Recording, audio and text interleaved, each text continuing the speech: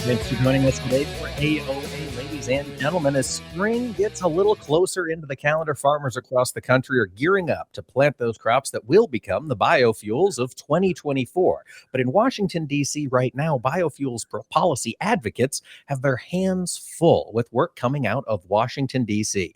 Joining us now to talk about several issues in that industry is CEO of Growth Energy, Emily Skor. Emily, thanks so much for joining us today. Good morning, Mike. Thanks for having me. I wanted to get you on first to talk about a new proposal from the from the EPA that would govern tailpipe emissions for light-duty vehicles. This is starting in 2027.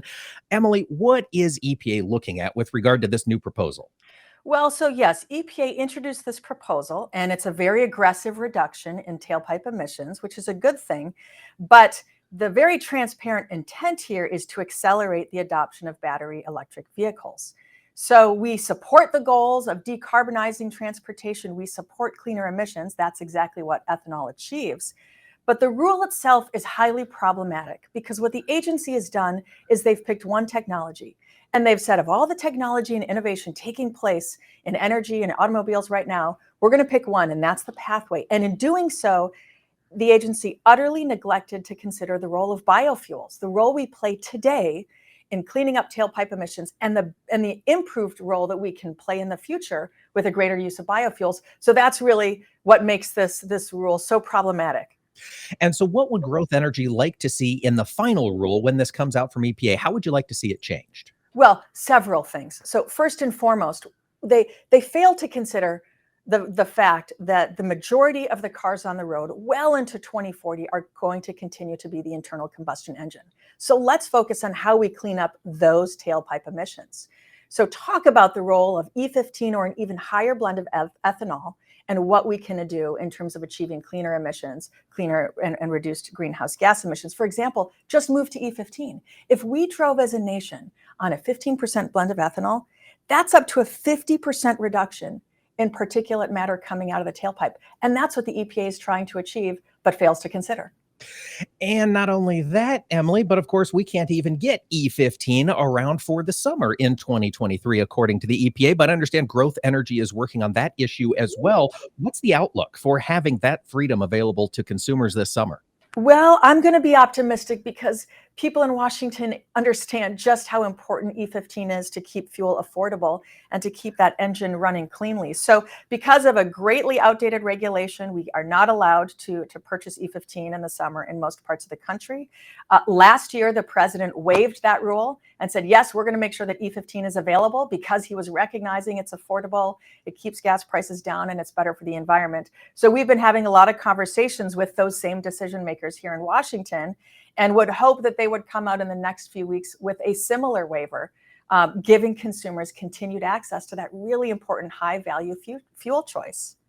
On both of these issues, Emily, whether we're talking to the EPA about tailpipe emissions or we're just talking to Congress folks about the importance of E15, does Growth Energy have any tools farmers can use to get that story out there, reach out to these folks and get those comments to where they can make an impact?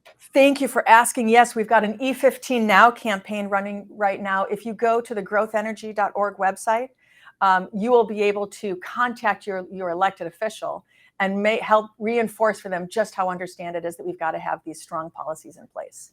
All right, Emily. So that's what's happening on the regulatory, on the legislative side, but there's also biofuels battles brewing in the courts, I should say. Looking back to those small refinery exemptions that were granted here 5-6 years ago, I understand we're starting to see some movement from the EPA. Bring us up to speed. Are those small refiners who were exempted from their RFS requirements being held to the fire?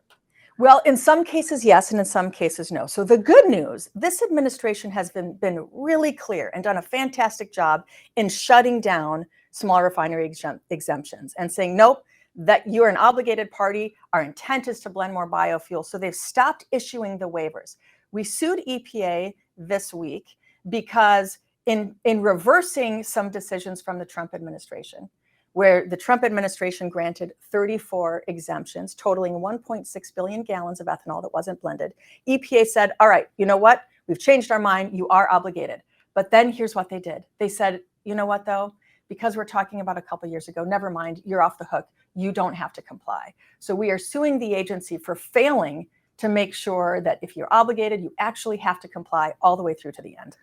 All right. And of course, when we get into the courts, Emily, these things can be time consuming, but do we have an idea for a rough timeline as to when we might get some certainty on this issue? Well, yes and no. I mean, we just filed our opening brief this week, so EPA has to reply. It's going to take several months as it works its way through the courts.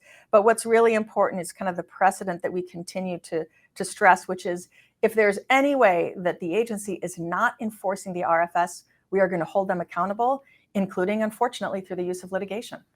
When we think about the precedent being set, and I'm glad you mentioned that, this EPA decision exempting these smaller refiners permanently, but also saying, no, you are required. Would that persist onto future administrations? If SREs come back, could the industry use this to say, no, we know they're obligated parties because of this EPA ruling? Well, yes. So what we're looking for consistency, and that's one of the reasons that we have to sue. And so the language they've used here is alternative compliance, but really what they're doing is they're facilitating the unlawful noncompliance. So our message is, if you have an obligation, and whether that is enforced, ahead of time or retroactively, you've got to actually comply, and you've got to blend those gallons or purchase the credit to show that you've complied. Emily, before we let you go, you have a lot of resources on the website at Growth Energy. One more time, tell our listeners where they can go to get that and keep up to date on the world that's moving quickly in biofuels. growthenergy.org, and it'll be very easy to find our call to action portal. Fantastic, folks. Get on there. Keep up to date. If you are a producer who supplies a biofuels facility, keep up on this because it definitely matters to your bottom line. Our thanks to Emily Skor, CEO of Growth Energy, for joining us today. Emily, always a pleasure to talk to you. Thank you.